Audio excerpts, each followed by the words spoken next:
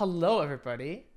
Welcome to the first of hopefully many Amaz's auto chess guides for everybody. It doesn't matter if you're a beginner or if you're a veteran. These guides are just going to help out everybody. I think I'm going to start with the hero or unit analysis. I'm going to talk about every unit in the game, what they're good at, what their skills are, whatever. So this is kind of geared towards a little beginners, but we have much more cool topics down the line, like, positioning or like, synergies, team compositions. There's so many topics to talk about in auto chess. So make sure to let me know if you like this and what changes you want me to make. But for now, this video is going to be on all the unit analysis. I have spent 3 hours creating this lovely PowerPoint for you guys. You guys would love it. But what I'm going to do is I'm going to analyze each hero based on 3 things, because that's really what there is, right? A hero is all about damage, survival, and utility. And I'm going to rate these from 1 stars to 5 stars. So as you can see from this chart, if a unit has 1 star, basically it contributes no damage. And if it's 5 stars, insane. So this is basically the gauge on what unit does what. So let's go ahead and start. Oh, I also organized the heroes in alphabetical order and in cost. So we're going to start with 1 cost units first and starting from A. And of course, the first unit we know is anti-mage or anti-mage, okay? So anti-mage is actually a pretty good character. He does pretty good damage. He has 5 armor now, so he's pretty good survivor. And his utility is actually really strong because his ability is mana break, right? So every time he attacks, he, just sucks away mana and it does bonus damage. And this is really, really good in early game and late game. So early game, you just basically shut off, the quaps, most ultis like Beastmaster and stuff like that. And then late game, if you manage to get him to level 3, you actually get to kill off disruptors, tide hunters, Medusas. It's such a strong ability. Very bad mid game. So if anti-mage is not really working out for you, or if a lot of people are building anti-mage, you just sell it. So I think it's a very strong early game buy, and you can transition this into late game as well. Finally, anti-mage is also a demon hunter, so it's also quite strong against stuff like Shadow Fiend, Doom, because you shut off their 50% pure damage, right? So overall, anti-mage is a very good unit. I'm gonna give him a B. Next up, we have Axe. Axe does literally 0 damage, but he's one of the tankiest heroes in the game. It's a 4-star on survival. His ability taunts all nearby units to attack him for, a few seconds. It's also quite relevant late game too. If you get an Axe level 3, it's actually just a 5-second stun in a sense. So yeah, very relevant. He's also an orc, so it gives a lot of bonus HP to all your other orcs. It's a very, very consistent start. Axe gets an A. It's A for Axe, right? That makes sense.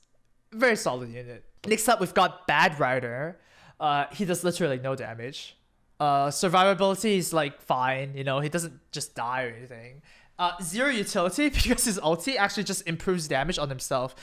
Sure, it gives a little bit of a slow speed, but Bat Rider, the only way you use Bat Rider really is just for synergies. So if you're playing knights, you can play Bat Rider. If you're playing trolls, you can play Bat Rider. But otherwise, this unit is just a C. Next up, we have Bounty Hunter, one of the most overstated early game units. It's only 1 cost, and let me just look at how many stars this guy has. This guy has 7 stars, right? He does insane amounts of damage. He's an assassin, so he also jumps behind and kills off their Shadow Fiends, kills off their hunters. Look, it's just super strong. Survival is fine, and then utility, because he has a little bit of burst. It just actually deletes something. Like Bounty Hunter 2-star can carry you to round 15 easily by himself, right? So Bounty Hunter is an A. Super strong. Super good unit. Next up, we've got Clockwork. Also a very strong unit. He has a lot of armor for a 1-cost unit. And his ability, mini stuns, right? It actually shuts off a lot of ultis. So a Clockwork can actually just solo stuff like a Beastmaster if he has full mana, because he can never cast his ulti because this just, perma-stuns him, right? And of course, a very good unit for Tron, which is 3 goblins, Clockwork, Tinker, Bounty Hunter, that's Tron. And you get the nanobots, you basically win early game, right? So Clockwork's a very good unit. I'm going to give this a B. Next up, we have Drow Ranger. Drow Ranger, you're really only going to play her for the undead bonus because her ulti is a passive. It just basically buffs her own attack damage and attack speed. So 0 utility, right? She basically just shoots arrows. She kind of just dies, I guess, when she gets hit. So yeah, I would not recommend Drow too much unless you're going for the combo there. So just a C rank there.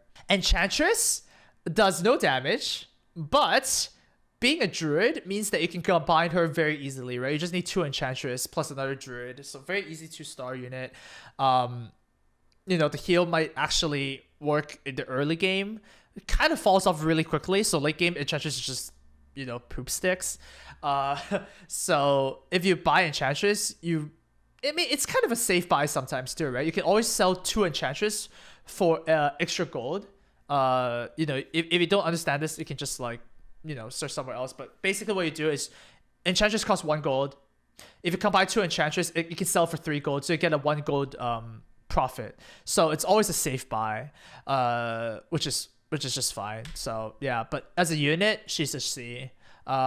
If you can upgrade her early on, then cool. But late game, just sell her off. She's just not good. Next up, we've got my favorite, dude. Ogre Magi is actually one of my favorite 1-cost units because he's just so tanky, dude. He gives Bloodlust so that he has extra attack speed and move speed to your units. He's an ogre, so he gives us extra health. Not really good utility, but he can smack, dude. Very, very good for mage comps. So if you can find Ogre Magi as your front line, you really want the Razor plus another mage. Usually it's just, Puck or Lina or Crystal Maiden early game. You can upgrade that to Lich late game. But man, Ogre Magi is awesome. Very good front line. I'm going to put this a B. Next up, we've got Shadow Shaman. Shadow Shaman has probably one of the best ults for a 1-cost unit in the game. It hexes for 4, 6, and 8 seconds, depending on rank. He just kind of dies, though, and he doesn't do any damage. So what you want to put in Shadow Shaman is either you get an early 2-star Shadow Shaman, and then you can go Trolls, or you can also use Shadow Shaman with Disruptor, of course, to get the Shaman synergy, which gives an insta hex. So yeah, but just be very careful with Shadow Shaman. He's a very synergy oriented unit. Doesn't do any damage at all. So this is C. Next up we have Tinker. Tinker does literally 0 damage. All you need to do for Tinker is put him in the front line, make him soak some damage because he actually has 10 armor. So very uncanny for a 1-cost unit, right? And his ulti deals a lot of burst damage. So a lot of people think Tinker is a backline unit, but no. Tinker is a frontline unit.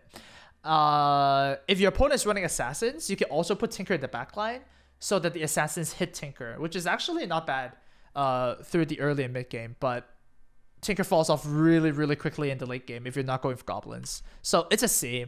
Next up, we have Tiny. Tiny actually has negative utility because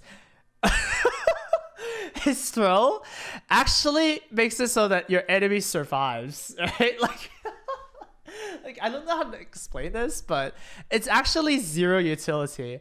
When you throw off a unit that you're about to kill, you actually make it survive. So you're actually splitting off damage, which is something you do not like. Okay, like sure, he has a lot of health. His DPS is actually pretty good, but it's actually better if he had no ulti, right? His ulti is actually just, you can actually just throw the game.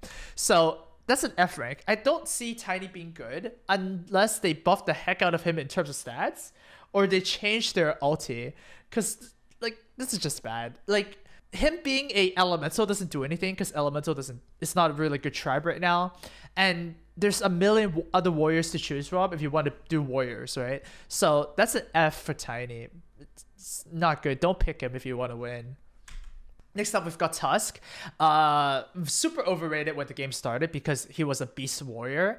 But now that we play the game a little bit more, he doesn't really do that much. I mean, sure, he does a little bit of damage. Sure, it's okay front line, but his ulti is actually just not that good. It just stuns a unit for 1 second, deals a little bit of damage, and that's about it. 3-star Tusk is about one of the most underwhelming units in the game. I made a 3-star Tusk before, and it actually didn't do shit, and I just sold it. So yeah, don't think that Tusk is gonna do too much for you. An early 2-star Tusk would carry like most 2-star units, but I would try and stay away from Tusk as one of your openers. It's a C for me. And that's it. That's for the 1-cost units. And now for the 2-cost units, we're starting strong with Beastmaster. Holy shit! Like look at the stats for Beastmaster. He's actually insane. Okay, so let's first of all talk about the freaking Wild Axis. Okay, Wild Axis is an AOE that for some reason hits the entire board, right? So when he swings his axis, he actually can hit a unit behind him too. So if for some bad reason that there's an assassin, or if you place Beastmaster wrong, the Wild Axis still can hit the unit behind you, and it hits everything else. It also gives them a debuff, right? That all your units hit them more on their auto attacks. I think it's 5, 10, and 15 per axe.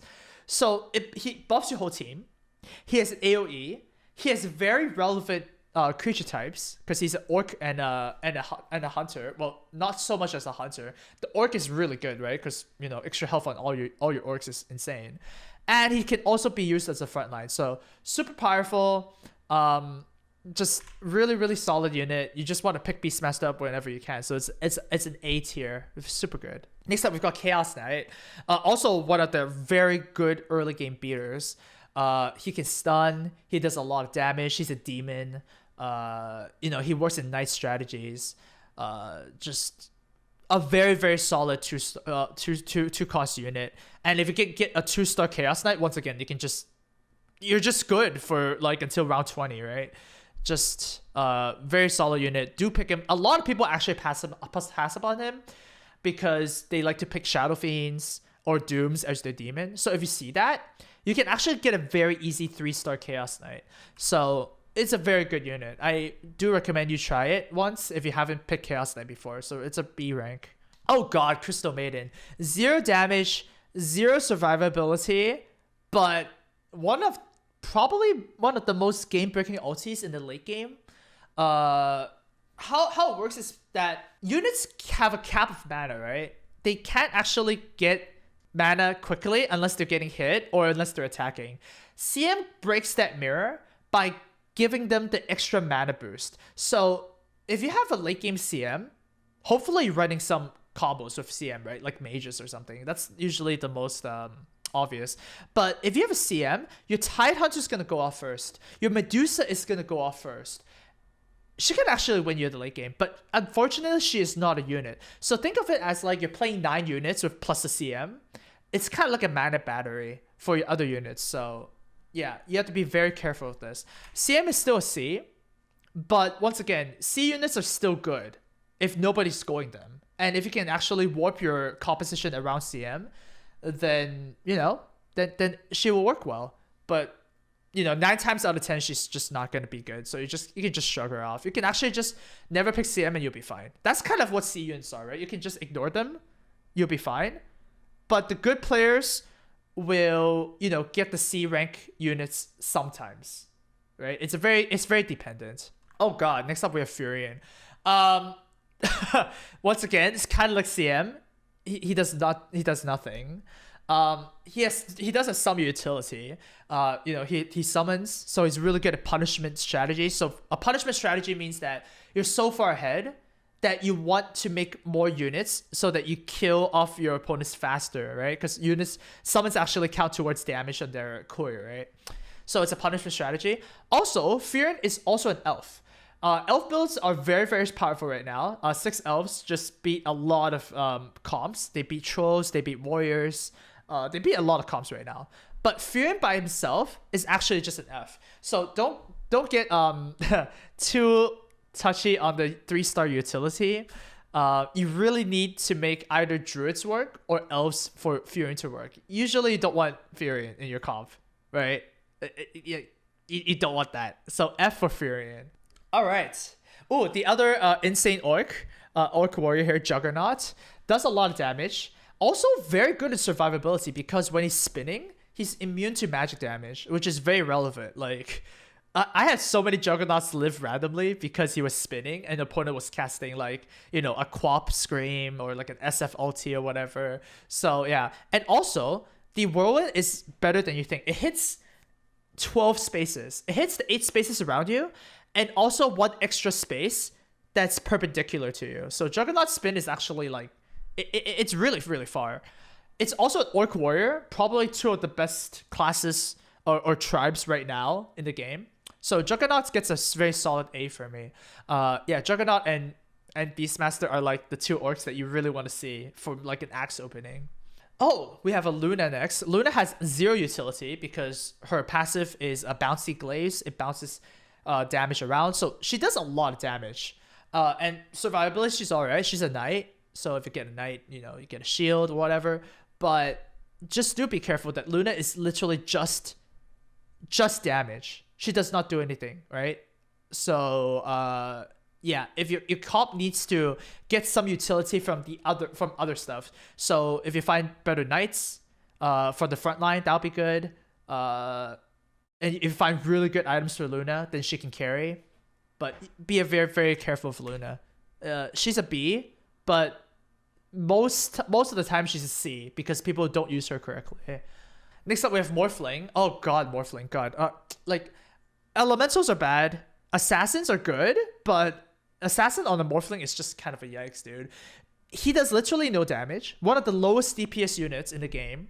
The only form of damage that comes from Morphling is Waveform. Where, yeah, sure, technically it does hit the whole board because Morphling's ulti is coded in a way that he always goes to a corner, right? Or like the edge of the board. So it always hits everything, which is fine, but the fact that his DPS is so low means that his ulti charge is going to be very low as well. And it's not like he has a lot of health.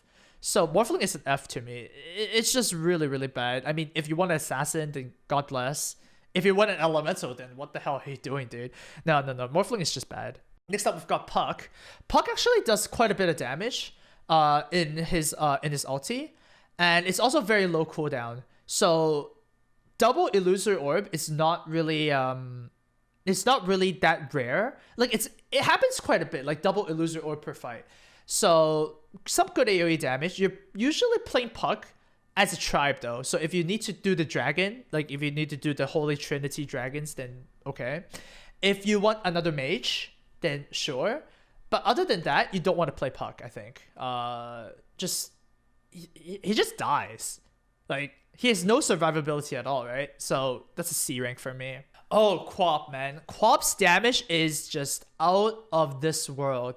Like, that Scream of Pain the Scream actually got nerfed. And it's still insane, right? The Scream hits a 5x5 square. So it hits 25 squares. Wait, not counting herself. It's 20 freaking 4 squares. And it comes out really fast because she's a demon. If she's the only demon in your comp, which, I mean, you should make it that way, right? Her auto attack charges very, very quickly because of the pure damage. And yeah, the script just hits everything. Usually, if you play Quap, you want to position her a little behind the front line so she doesn't jump to the back line. The reason is because if she jumps to the back line, her ulti is not going to hit a lot of creatures. Where if she's directly behind your tanks, then she's not going to jump, and then she's going to hit all the front line in the early game. So make sure you keep that in mind. But Quap, really, really solid. That's an A rank for me. Quap level 2 can just carry. Quap level 2 does ridiculous amounts of damage. So yeah, Quap, great. Slardar is actually a very, very high DPS unit. If you look at the statistics on like attack speed and attack damage and whatnot, Slardar actually is insane. He also has a very, very high health. Unfortunately, his ulti sucks. Like, the ulti does literally 0 damage.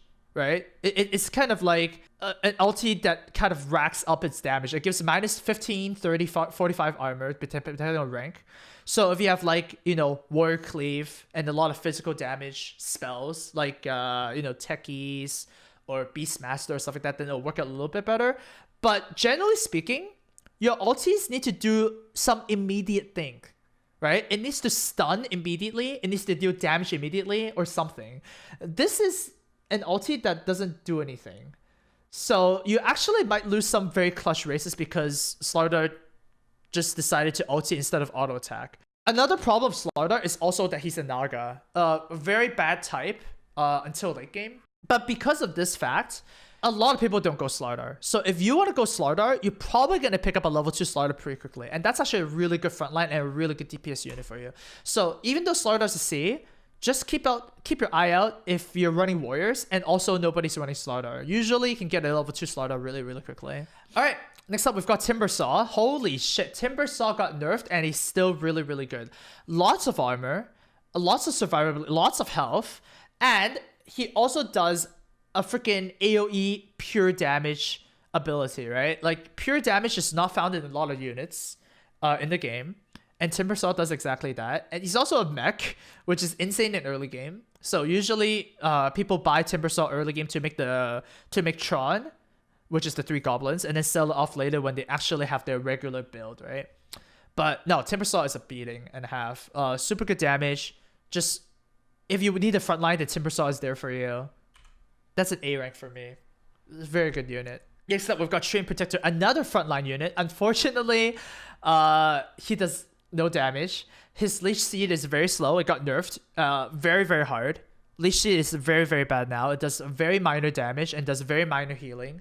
And I mean, if you want a frontline that deals no damage and has no utility, like if you literally need a meat shield, then Stream Protector is there for you. Usually, your front line needs to deal damage as well. So, like, pick some of the orcs if you want a better rate. But yeah, Stream Protector is C.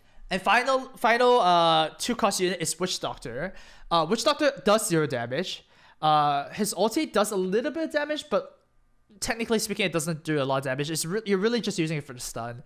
So yeah, Witch Doctor is a pretty crappy unit. You want to use him for Warlock comps, or you want to use him for Troll comps. You really need to, you know, kind of use those tribes to work out. He recently got a buff for a little bit more attack speed, but the attack speed buff is still not enough damage for him to actually get there. It makes him cast his ulti a little bit faster, but no, you really need to abuse his tribe somehow to make it good. So that's a C.